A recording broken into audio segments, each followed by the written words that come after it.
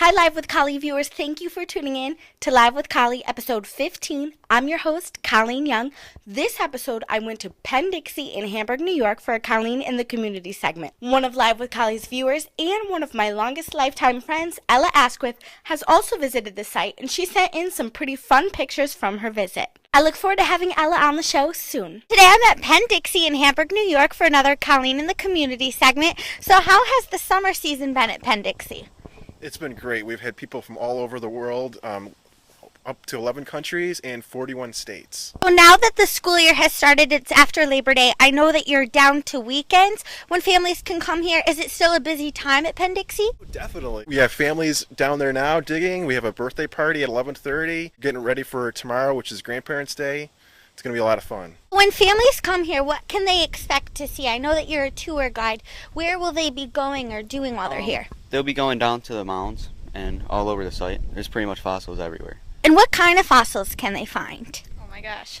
You name it, they can pretty much find it here. They find all the marine invertebrates, including the trilobites, the horn corals, the brachiopods. You can see there's some of the horn corals there. You have some of the brachiopods there.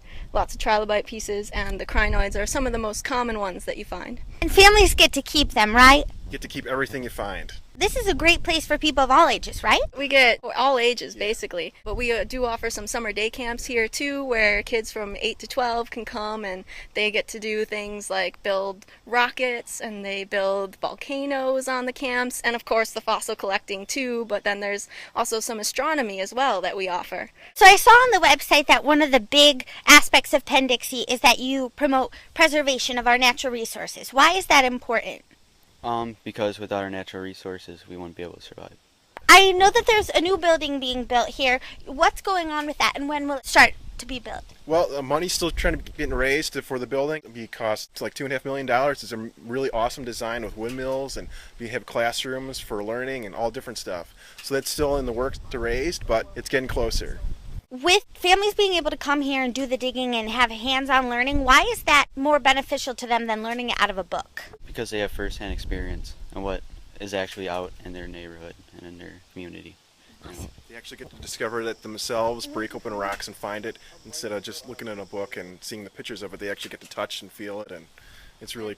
I mean, it's a great way to get outdoors, spend time with the family. There's family bonding. The kids get to socialize. They can also meet people from all around the world because we've had 11 countries come here, so it's kind of neat. Well, what you can see here is another aspect of fossil collecting.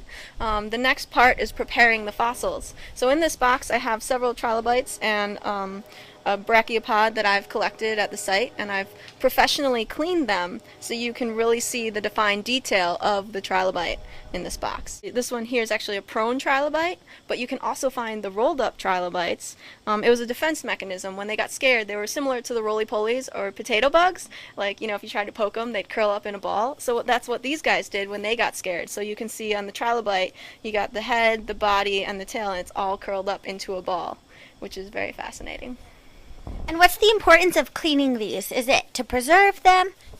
Part of it is to preserve them, and especially for the researching of, researching about the creatures, how they lived and everything, it's good to be able to see that detail. Here's the before picture. This is the way the trilobite came out of the rock matrix, and you can see how it's covered. It's all in between the ribs there and everything, but then afterwards it has this gorgeous dark exoskeleton, and you can really see the definition of the trilobite.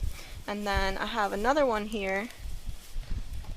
This one, you can also see I've used the air chisel to smooth the rock around the trilobite and the quarters for a size reference, and then you can see how it's still kind of coated with some rock matrix in between, but then if you look over at this one, it's just all perfect and clean. Jess, how did you get started here at Penn Dixie?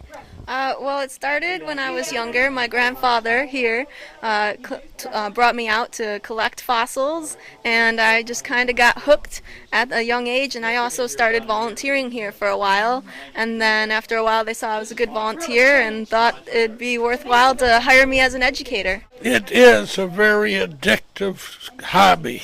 Once you get started, you're hooked.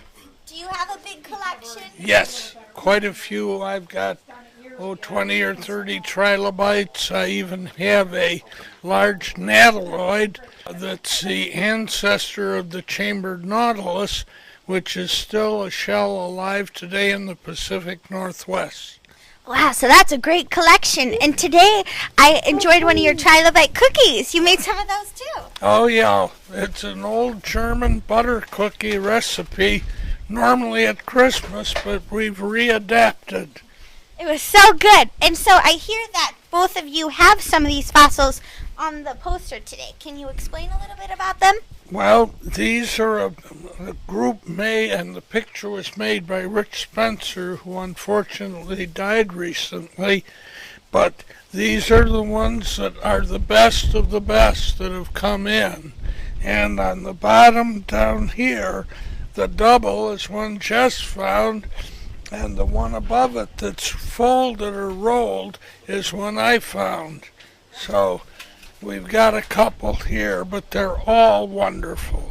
And you found them right here at Penn Dixie. All at Penn Dixie, yes. So down here is the double that I found at the site and that I had professionally cleaned to make it ready for the poster. And then this is the rolled up trilobite that my grandfather had found here at the site. I like your hat.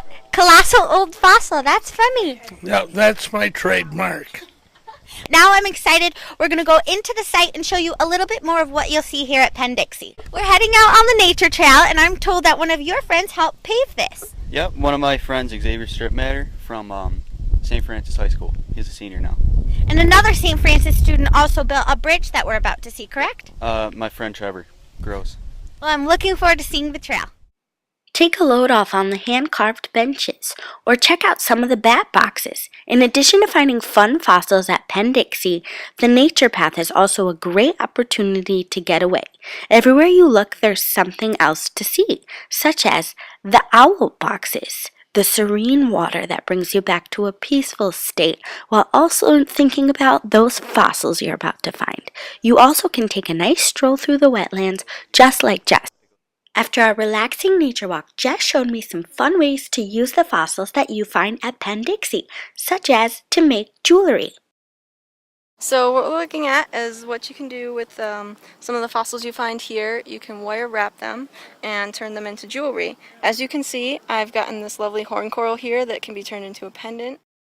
For more information on visiting Penn Dixie and their upcoming calendar of events, visit their website at www.penndixie.org or give them a call. Thank you to everyone at Penn Dixie for welcoming me to the site. Now it's time to see what my viewers have been up to. This is a super fun week for Collie's Got Mail. One of my favorite viewers, KK, sent in another fun summer selfie. Thanks for sending it in, KK. My sister Meghan also sent in a picture of her new do, which is perfect for an NHL cheerleader. Thanks, ladies. This is a huge week here in Buffalo, New York. Our Buffalo Bills beat the Chicago Bears 23-20 this past Sunday at Soldier Field in Chicago. My sisters, Caroline and Meghan, were watching the game in D.C., and don't worry, there are plenty Bills fans on hand to celebrate the win.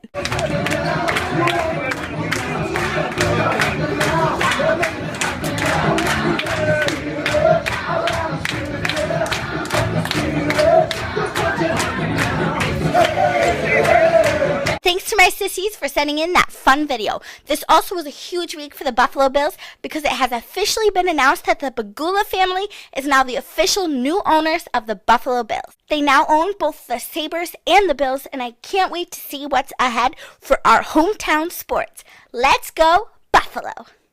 Thank you for tuning in to Live with Collie, episode 15. Tune in again next Tune In Tuesday for episode 16. I'm going to Florida to visit my friend Ashley, and I can't wait to have her back on the show. Thank you for watching my adventure at Penn Dixie. See you next week. Contact my talent management at colleenyoungmanagement@gmail.com. Thank you, viewers.